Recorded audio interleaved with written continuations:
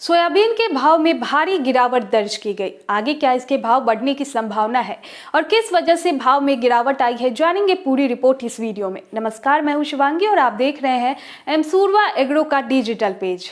Soybean के भाव में पिछले एक हफ्ते से हमने लगातार तेजी देखी थी। भाव में करीब 500 रुपए क्विंटल तक का उछाल आया था।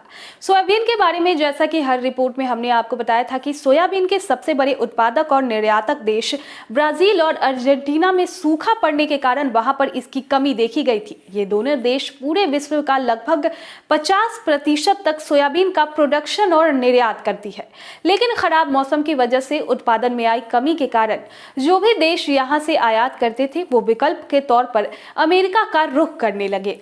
जैसा कि हमने आपको बताया था कि सोयाबीन का सबसे बड़ा आयातक देश है चीन। इतनी बड़ी तादाद में सोयाबीन का आयात एक ही जगह से होने की वजह से अमेरिका में इसके भाव बढ़ गए।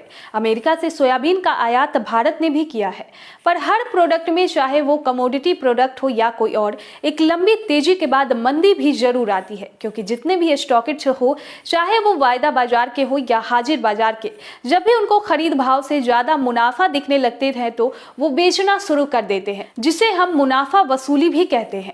और जब एक बार बाजार थोड़ा गिरता है तो उसमें हलचल मच जाती है, और इसी हलचल से जो लोग लंबे अरसे से स्टॉक रखे हुए रहते हैं वो अपने स्टॉक को जल्दी जल्दी बेचना शुरू कर देते हैं।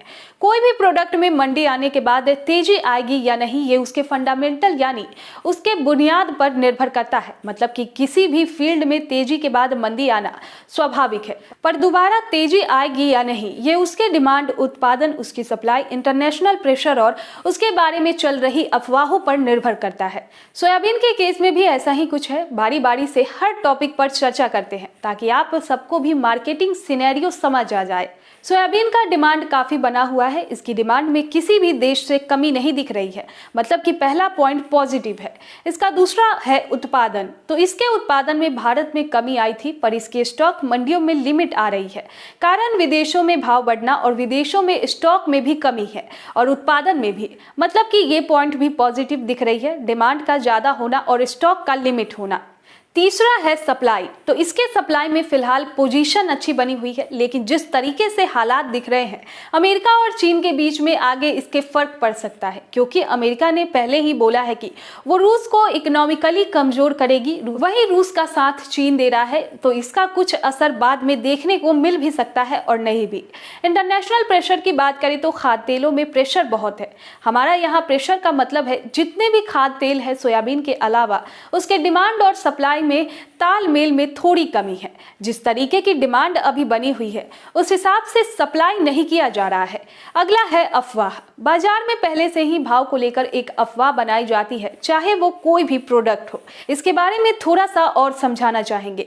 अगर हम सोयाबीन का ही उदाहरण ले तो बाजार में अगर भाव अभी 7,000 चल रहा हो तो ये बताया जाता है कि इसका भाव 8,000 हो जाएगा, जिस कारण ज्यादातर स्टॉकिस्ट अपने स्टॉक को होल्ड करके उस भाव का इंतजार करने लगते हैं और स्टॉक होल्ड हो जाने से मार्केटिंग में इसकी कमी आ जाती है और भाव धीरे धीरे बढ़ने लगता है। ऐसे में जैसे ही भाव 7500 या उसके आसपास जाएगा, कुछ प्रतिशत लोग जिनको बाजार की समझ है वो बेचना शुरू कर देते हैं और फिर भाव वापस से गिरने लगता है और 7,000 का खरीदा 6500 तक में बेचना पड़ता है। ये बस अफवाह को समझने के लिए आपको बताया गया है। ये बताने का मतलब है कि किसी भी प्रोडक्ट में तेजी आएगी या मंदी, इससे हर पहलू को समझना जरूरी है। भाव कितना ऊपर जाएगा या कितना नीचे जाएगा, इसको ना सोचते हुए जब भी फायदा दिखे बेचते रहना चाहिए। किसी भी प्रोडक्ट का फंडामेंटल बहुत स्ट्रांग है तो उसके भाव में मंदी ज्यादा दिन तक नहीं रहती, और अगर फंडामेंटल कमजोर है तो ज्यादा दिन तक तेजी भी नहीं रहती। दूसरी बात, आने वाले महीनों में सरसों की बम्पर फसल आने वाली है, जिसको हम इग्नोर नहीं कर सकते, क्योंकि भारत में सरसों के आ जाने के बाद सोयाबीन का डिमांड में कमी आ जाती है। और हमने पहले ही आपको बताया था कि सरसों की फसल सोयाबीन के भाव पर डाल सकती है। आगे सोयाबीन में बिकवाली थोड़ी बढ़ने वाली है। हालांकि एक्सपोर्ट में डिमांड बढ़ने की वजह से एक बार और तेजी होने का अनुमान है, पर परमानेंट तेजी यहाँ से बनता हुआ नहीं दिख रहा है। आगे इसके भाव को लेकर कोई भी रिपोर्ट आती है और यहाँ से तेजी होने की उम्मीद दिखती है तो आप तक जरूर बताएंगे।